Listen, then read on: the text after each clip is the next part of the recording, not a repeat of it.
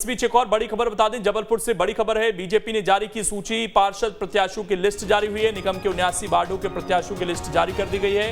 अब तमाम जगहों पर पार्षदों की लिस्ट सामने आ रही है और इस बीच जबलपुर में भी इंतजार हो रहा था। कई दिन से वहां से खबरें भी सामने आ रही थी। कई ऐसे दावेदार थे जो पहले से ही पर्चा खरीद कर अपने पास रख चुके थे। अब कई इसमें हो सकता है कि निर्दलीय ही चुनाव लड़ें। उनको मनाने के लिए भी भारतीय जनता पार्टी लगातार कोशिश कर रही है। 79 वार्डों के प्रत्याशियों की लिस्ट जारी कर दी गई है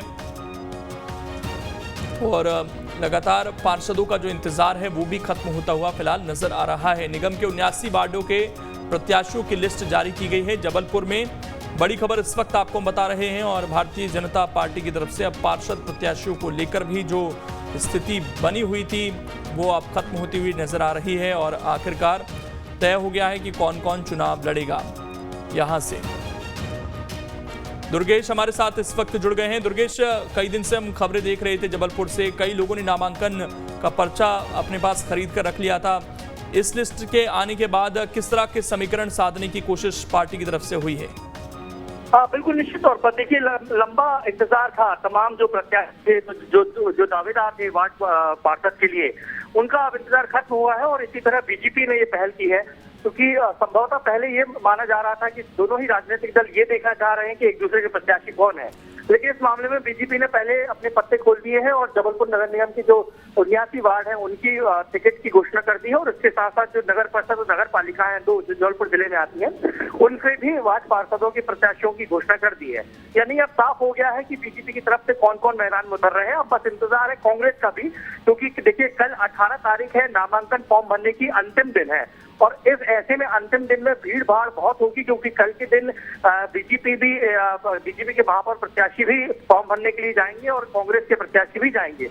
ऐसे में कल मुख्यमंत्री शिवराज सिंह चौहान प्रदेश के प्रदेश अध्यक्ष बीडी शर्मा समेत कांग्रेस की तरफ से सभी विधायक और राज्यसभा सांसद विवेक तनखा भी मौजूद रहेंगे। तो ऐसे में कल कलेक्ट्रेट में बहुत ज्यादा वर्कलोड होगा और जो प्रत्याशी हैं वो, क्योंकि 3 बजे तक का समय रहता है नामांकन भरने का, उसके पहले तमाम प्रत्याशियों को अपने नामांकन फॉर्म भरने होंगे। लेकिन उसके पहले अभी भी इंतजार है कांग्रेस का कि कांग्रेस पार्टी कब इन तमाम वार्डों के लिए अपने प्रत्याशियों की घोषणा करती है। तो कुल मिलाकर कहा जाए बीजेपी ने अपने प्रत्याशियों का इंतजार खत्म कर दिया है। हालांकि इसके बाद बीजेपी के अंदर भी विरोध के सुर उठेंगे क्योंकि एक बार से 10 से 12 नाम तक दावेदार थे टिकट के लिए। तो स्वाभाविक बात है कि अभी तो नाराजगी का दौर शुरू होगा।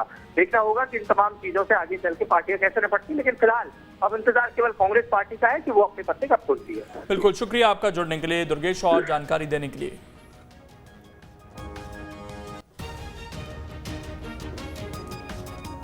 वहीं भोपाल में महापौर पद को लेकर दिलचस्प मुकाबला है। वहां मुख्यमंत्री शिवराज सिंह चौहान और पूर्व मुख्यमंत्री कमलनाथ की प्रतिष्ठा दांव पर लगी है। भोपाल महापौर के लिए बीजेपी से मालती राय और कांग्रेस से विभा पटेल मैदान में हैं। दोनों उम्मीदवारों ने अपना नामांकन दाखिल कर दिया है।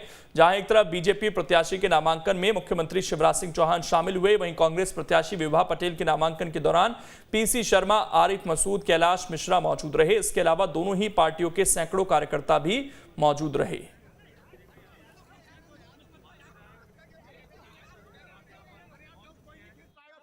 जिस समय महापौर विभा पटेल जी थी, सबसे ज्यादा भ्रष्टाचार हुआ था तो उनके ही कार्यकाल में हुआ था और इसीलिए उनको महापौर के पद से हटाया गया था। माननीय मुख्यमंत्री जी ने जो भरोसा जताया वो भोपाल के संगठन के ऊपर जताया है, भोपाल के कार्यकर्ताओं के ऊपर जताया है और मालती राय के ऊपर जताया है। मुख्यमंत्री जी की जो अपेक्षा है वो मालती राय, भोपाल के कार्यकर्ता उसे पूरा करवाएंगे।